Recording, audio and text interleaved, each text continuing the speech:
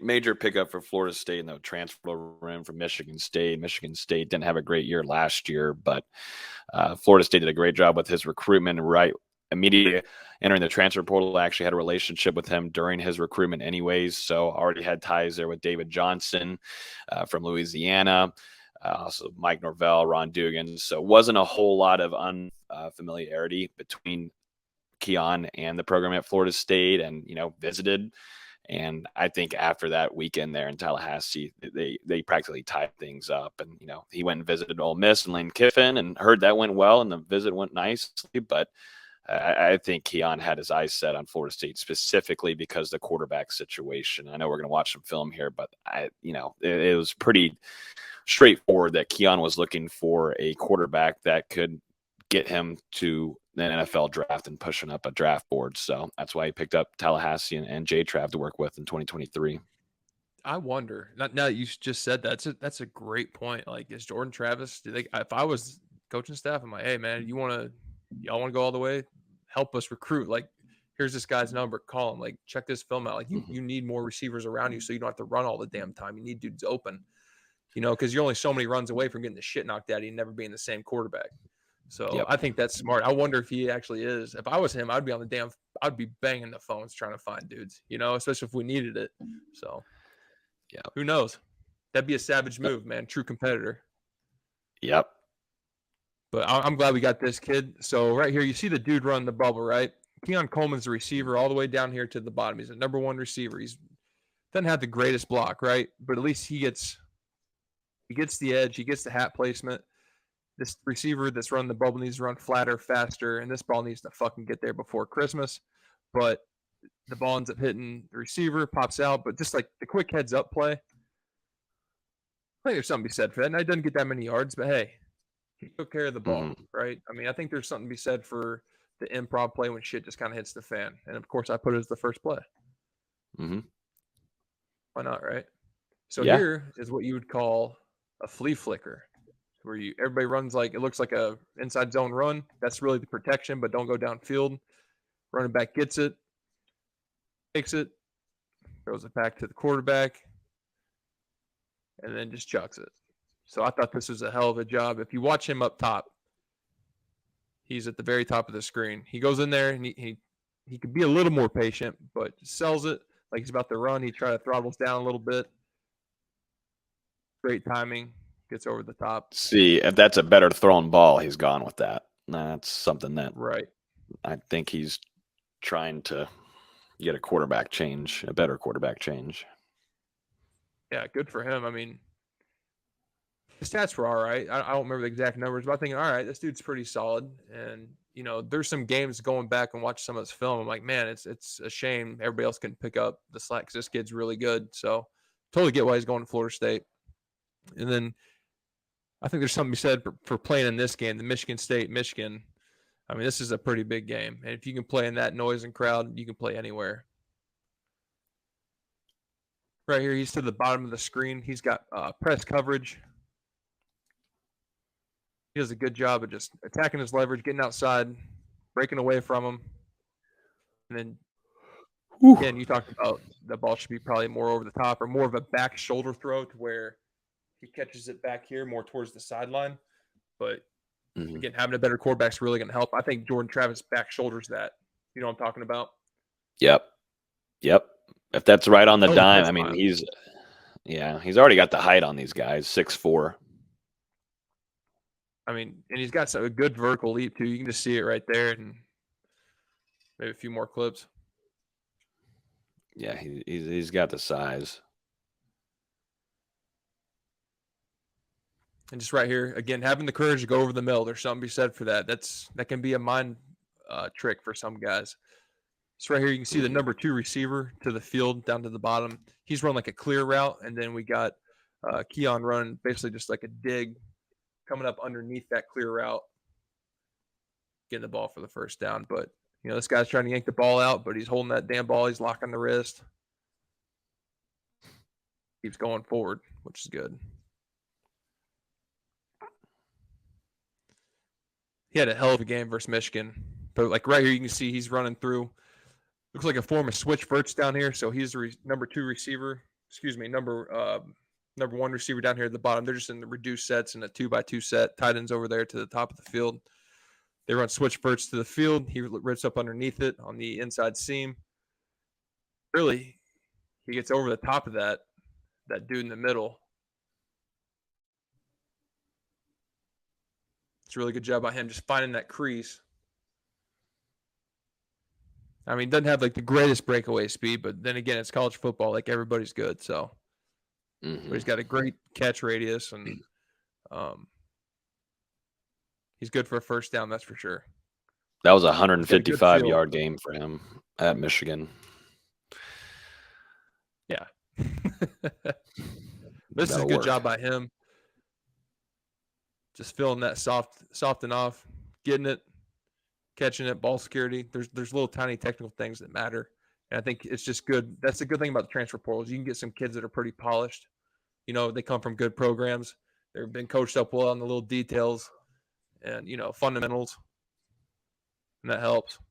And, you know, there might be a little push off here. I think he gets a penalty at some point. I don't know if it's this game or another game, but pretty damn good ball tracking skills, dude. Look at that. That is a back shoulder throw. Mm-hmm. Way to whip his arms around his body, his torso. Okay, I got a question here, Logan. You're more into tune with everything. You're more hip. So this guy, you know, this is the gritty. I know that. But the faking the hamstring thing, is that a new add-on? Yeah, I forget who started that last year. I think that was in the NFL. I believe it was. But I just know some of the coaches are not big fans of that one. Yeah, my initial reaction was like, "Holy shit!" He just pulled a hamstring doing the damn gritty. Like, what the hell? I was like, "You idiot!" I was like, "Oh wait, you're not." I was like, "It's just a thing everybody does." Okay, just a little trend. Yep. So right here, he's a receiver to the top, to the boundary. They're in 12 personnel set here. But again, just does he go in there? Does he block? No, it's not amazing. But look, he's got a base. He's got his feet rooted in the ground. He's got like that power stance. Like, it's not terrible. It's not bad, man. Like, you can coach these little things up, and you get stronger in the weight room. Oh, a little basketball. So right here, he's number 40. I don't know if you can see 40 right there. Yep. Down here underneath the post. Is that what they call it? Where the hoop is? I don't know. I don't even know what a field goal in basketball is. But again, just punching the ball out. You know, maybe that can help him on special teams if he does play some on. You know, if he goes on kickoff or punt, stripping the ball back. Like, right here, he's at the top of the court at the not free throw, 3-point line. Shoots a three, makes it. I mean, you know, he's in that cleanup time, 57-86, but he's playing. He's pretty damn good. And I think there's something to be said for a guy that can do both sports. That just means he's a competitor, and he's at least going to be busy for most of the year. He's not really going to have an off season, so he'll stay in shape. All right, so right here, he is the number one receiver to the top, almost on the hash. They're in a reduced set here. He's going to sit over the middle. So right here, you can see that linebacker. You see number 22 dropping out. I think it's supposed to be Tampa 2, but he recognizes that. You can see his eyes as he's coming to it in the middle, just seeing where that zone is. He's able to feel it, and now you can see that linebacker clears it out for that middle run through on Tampa 2. Boom, catch it, get upfield. So that's when you see little C a lot right there. There's a good job by him.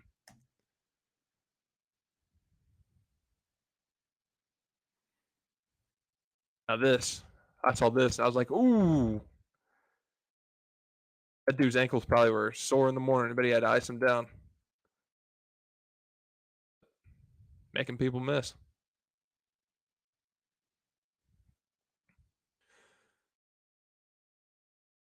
Right here, you got him to the top of the screen. He's the X receiver to the boundary. Back in the outside shoulder, taking him and throwing him by. Kind of know where the sticks are. Like, this is 3rd and 9, and this might be like one of those choice routes where, all right, you need to push at least a yard past the sticks, know where the sticks are, especially on 3rd down. It's on leverage, or you turn it in, turn it out kind of deal. Look at that ball security. See it? High and tight. Again, I think this kid's really polished. I like it a lot. He's taking care of the ball. Yeah. And I like it, man. He plays with some enthusiasm. He's like, yeah, it's first down. Fuck you, Michigan. I think that's awesome. It'll fit well against Miami and Florida and Clemson this year. Oh, no doubt. Bloodbath. Yep. So right here, he's the receiver to the top of the field. Or excuse me, to the boundary, but at the top. Just he's collecting the dude, trying to get a block. This is where you got to be careful as a receiver or skill guy. See how he kind of threw the hands up real quick after he blocked them? That's where you can just almost gets into like a scraping pain or just using your body to shield him off just because refs are so quick to throw the flag now. But I think it's awesome he's blocking. That was a smart idea. Having some courage over here, going over the middle, coming from outside in. He's about to get the shit smacked at him, but hold on to that ball, man. Yeah, Florida State liked doing that last year with Johnny Wilson as well, too. So that's where defensive coordinators are going to have to come up with a good game plan to understand where Mike and Coach Atkins are going to utilize both Johnny and Coleman in these type of sets, because you just don't know who could be going over the middle and who could go out deep. You really can't. The empty sets we will now have and the variations are going to be insane. Like seriously, like starting at like a normal set and then move out to empty of some sort. You got Jaheim Bell, you got your boy Johnny Wilson, you got all these guys. You got even Jacobs, he's a freshman, but give him a couple routes to do each week in the package. You got dudes everywhere. And then you got, Marquise and Douglas, who's a big dude, but can also that's your guy. Catch. And then now you got a quarterback run game too, because you could have him attached in the formation. Little things like that go a long way. And what they did at South Carolina with Jaheim Bell and the guy I used to coach, Nate Atkins, they would go into empty sets and they have them all split out. But they would take their blocking tight end, who was Nate Atkins, the guy I coached, and he would go to the running back spot and just block as a running back. But like put more skill guys out in space, have a dude that's actually going to block 6-man protection. So just in case they blitz, we got, at least 6 dudes they're going to have a chance to pick it up. So there's a lot of variations I'm sure Mike Norvell and Coach Atkins have been coming up with, and I bet they're just sitting there in a room and closed doors like we're about to fuck the whole country up here in a minute, So I'm excited for him. Yeah, no joke. No friggin' joke. It's been fun watching some of these practices. Things got to keep quiet about a few things, but they're going to take care of the talent that they have. Oh yeah, apparently I'm giving away shit, so I can't talk too much about Florida State football now. I'm just doing their homework for our opponents. Right here, you got the number 2 receiver down here at the bottom of the screen. He ends up blocking number 7, the corner, or whoever that is. And that might be the Sam, just playing really far outside because they're in a stacked look. Does a good job of covering the dude up and just getting the play started. I think that's huge to be able to block on the perimeter. This is one of those plays is how do we block dudes without blocking them? You do it like this. And this is like a same side RPO. So good thing is he's had experience blocking in systems like that. He's a receiver to the top of the field in the boundary. One-on-one. Kind of the easiest catch right there with that dude, with his arm in front of him, but snags it and a touchdown. He's a natural route runner. He knows how to set people up. You see him right here. He just sets him up, works one way. He's watching his eyes too. Yeah. Yeah. Yeah, that's not an easy catch. No. I mean, he caught it with his bicep. Yep. Taking care of it at the end, making sure the ball doesn't hit the turf. It's huge. And right here, you can't do this to him. He's a receiver at the bottom of the bottom of the screen in the boundary. We got 2x2 set, and this corner is just soft and off. Like you hitch it all day, right? How could you not? So those are the things you can take advantage of this guy. But I doubt in the ACC that they're gonna give him that kind of leeway. Not with Florida State, right? I had a point on this. I can't remember. Oh, okay. Just he's at the top of the this is FIB look, formation, the boundary bunch look. He's the X receiver, but he's to the field at the top. And just watch this route. This receiver, or excuse me, this corner can't tell if he's going vertical or what. He acts like he's going, really deep, trying to attack the outside shoulder. And you see him at the top of the route, get his weight over his toes and sink. Like that's a huge thing to transition your weight and then come out and break back out of your route. And you can see there's a curl flat defender here, but he's able to work in that window to where there could be a throwing lane for him. So just one of those little things you notice, and you're like, damn, that's a really good route. Too bad the ball didn't go to him. I know. Quarterback situation. Mm-hmm. Keep on going to it. Right here, he's going to be this is like a sail concept, I think, over here. Nope, excuse me. He's just running a boot. I don't know what the hell they're running, but he's running a boot from top of the field, to the boundary, across down here to the bottom of the field. It's just good by him just finding a way to get open. I mean, he's got two dudes around him.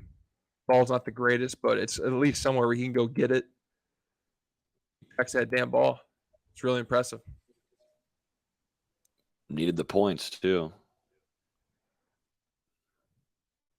He just finds a way. He's got a knack for the damn end zone. And I think this is a good, thing to see here. Like this guy on film, trying to dick with him after the play is over. He acts like he's about to do something, but he just calms down. He's like, "It's all right. Like, just keep playing." Now they lost this game. This is one of those games like, damn. And I thought this is pretty classy too. And the ball to the fucking ref. You know what I mean? Just be classy about it. Yeah, let's have fun and celebrate, but hand the ball to the ref. And I swear to God, I think this referee is saying hell of a catch. I think he did. Like, nice catch. Right there. Refs will say some nice things to you every now and then. Hey, it was a good block, but you better watch your hand. Yeah, you're starting to get a little bit outside. Yes, sir. Yes, nice. Mr. Official. I'm sure that's what you said.